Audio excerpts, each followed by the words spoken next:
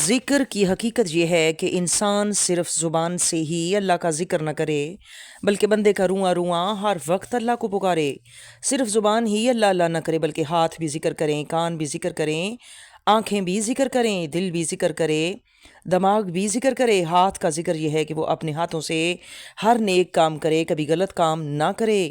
آنکھ کا ذکر یہ ہے کہ وہ اپنی آنکھ سے غلط چیزیں نہ دیکھے، اچھی چیزیں دیکھے، اپنی نگاہ کو کبھی گناہ پر نہ اٹھنے دے، اپنی آنکھوں سے قرآن پاک کو دیکھے، پڑھے، تو اللہ کے نیک بندوں کا دیدار کرے، نیک جگہوں کی زیارت کرے، اچھی اچھی چیزوں کو دیکھے، بری چیزوں کو دیکھنے سے بچنا چاہیے۔ یہ آنکھ کا ذکر ہے۔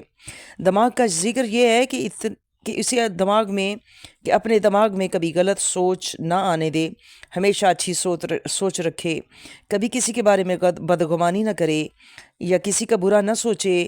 یہ دماغ کا ذکر ہے۔ دل کا ذکر یہ ہے کہ وہ اپنے دل کو ہمیشہ حرص، حسد، بغض، کینہ، نفرت، لالچ، تکبر، شرک وغیرہ سے پاک رکھے۔ یہ دل کا ذکر ہے۔ اسی طرح بندے کا رواں رواں اللہ کے ذکر، اللہ کی عبادت کرنے میں مصروف رہتا ہے۔ ایسا بندہ اللہ کا ولی بن جاتا ہے، اللہ اسے اپنا دوست بنا لیتا ہے۔ تو جس کا دوست اللہ بن جائے، پھر اسے سارا جہان مل کر بھی اس کا کچھ بگاڑ نہیں سکتا۔ اللہ اس کا ہاتھ بن جاتا ہے، اللہ اس کی زبان بن جاتا ہے، اللہ اس کی آنکھ بن جاتا ہے، اللہ اس کے کان بن جاتا ہے۔ پھر اس کا سننا کیسا، پھر اس کا بولنا کیسا، پھر اس کا پکڑنا کیسا، پھر اس کا دیکھنا کیسا، پھر اس کا چلنا کیسا۔ فرش پر بیٹھ کر عرش کو دیکھ لیتا ہے۔ وہ عام بندہ نہیں رہتا، وہ اللہ کے خاص بندوں میں شامل ہو جاتا ہے۔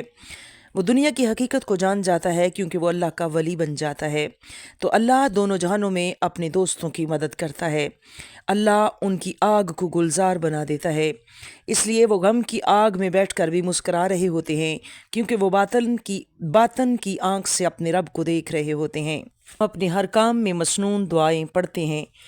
سیڑھیاں چڑھیں تو دعا پڑھیں، اتریں تو دعا پڑھیں، گھر آئیں باہر جائیں دعا پڑھیں، کھانا کھائیں دعا پڑھیں، رات کو سوتے وقت دعا پڑھیں، صبح اٹھتے وقت دعا پڑھیں، شیشہ دیکھیں دعا پڑھیں، نیا لباس پہنیں دعا پڑھیں، چاند دیکھیں دعا پڑھیں، چھینک آئے دعا پڑھیں، وغیرہ وغیرہ۔ یہ مسلمان جو ہر کام میں سنت کے مطابق دعا پڑھتے ہیں، دعائیں پڑھتے ہیں، حقیقت میں ہم مسلمان ہر وقت جو اپنا کام کرتے ہیں ساتھ دعائیں پڑھتے ہیں۔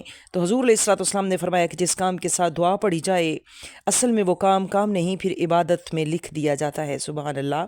دوسری طرف ہم ہر کام کرنے سے پہلے دعا پڑھتے ہیں تو وہ ہر کام ہمارے لیے سکون کا باعث بنتا ہے۔ اس کام میں اللہ کی رحمت شامل ہو جاتی ہے، وہ کام ہمارے لیے بہتر ثابت ہوتا ہے۔ اس کام میں ہمارے ساتھ حضور علیہ الصلوۃ والسلام کی دعا شامل ہو جاتی ہے، پھر وہ کام ہمیں نقصان نہیں دیتا۔ اور ہر بندے کو اپنی زندگی گزارنے کا ایک نیک مقصد ہونا چاہیے ہر بندے کا۔ تو 5 کام ایسے ہیں اگر ہم کریں تو ہم کامیابی کے راستے پہ چلنے لگتے ہیں۔ پہلا کام ہے کہ ہمیں اللہ پر یقین ہونا چاہیے۔ دوسرا کام ہے کہ زندگی گزارنے کا ایک مقصد ہونا چاہیے۔